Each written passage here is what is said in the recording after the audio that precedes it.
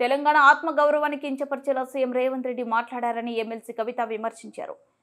టీజీఐఐసీలో 1.75 లక్షల ఎకరాలను కేసీఆర్ అందుబాటులో ఉంచారని, ప్రస్తుత ప్రభుత్వం ఆ భూమిని తాకట్టు పెట్టేందుకు కుట్ర చేస్తుందని విమర్శించారు. దీనికి సంబంధించిన తన వద్ద నిర్దిష్టమైన ఆధారాలు ఉన్నాయని చెప్పారు.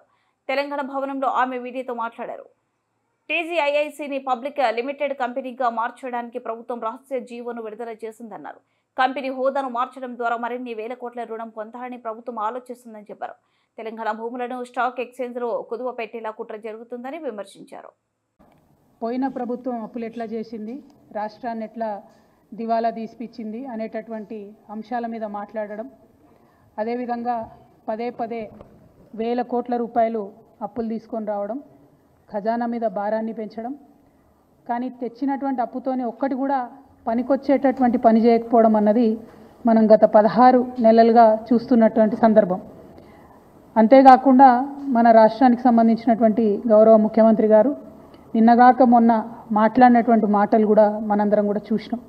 తెలంగాణ ఆత్మగౌరవాన్ని కించపరిచే విధంగా, నేను ఒక రాష్ట్ర ముఖ్యమంత్రిగా ఎక్కడికి పోతున్నా నన్ను చెప్పుల దొంగను చూసినట్టు చూస్తున్నారని అంత నీచమైనటువంటి మాటలు, నిజంగా అట్లాంటి మాటలు చెప్పాలంటే ఇబ్బంది అనిపించినా ఆయన నోటి నుండి అట్లాంటి మాటలు వినడం అన్నది తెలంగాణ ప్రజలకు అవమానం. అది సీఎం చైర్కి అన్నది పక్కన పెడితే మనది అన్ని రాష్ట్రాల్లాగా కాదు. మనం ఆత్మగౌరవంతో పోరాటం చేసి 60 ఏళ్ళు సాధించుకున్నటువంటి రాష్ట్రం. అటువంటి రాష్ట్రాన్ని ఎంత గౌరవప్రదంగా మనం కాపాడుకుంటే అంత బాగుంటుంది. కానీ తెలంగాణ ఆత్మగౌరవాన్ని కించపరిచే విధంగా ముఖ్యమంత్రి గారు మాట్లాడడం బాధాకరం.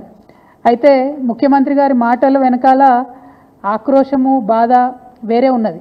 ఏంది వేరేది? మొన్ననే మనం చూసినాం, 400 ఎకరాలు కంచగచ్చిబౌలి భూముల్ని కుదవబెట్టి 10,000 కోట్ల రూపాయలను అప్పుగా తీసుకొని రావడం జరిగింది.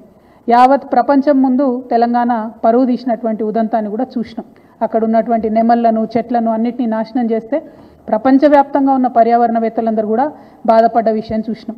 మరి ఎందుకంత పట్టుదల?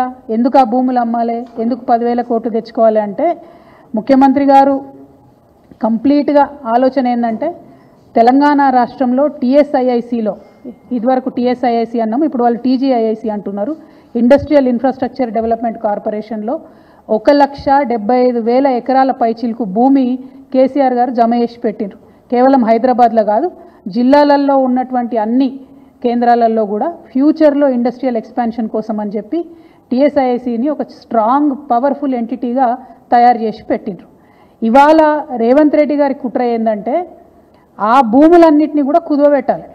కంచగచ్చిబౌలి శాంపుల్ మాత్రమే 1,75,000 ఎకరాల తెలంగాణ వ్యాప్తంగా ఉన్న భూముల్ని కుదవబెట్టడానికి ఒక మంచి కుట్రపూరితమైనటువంటి స్కెచ్ రేవంత్ రెడ్డి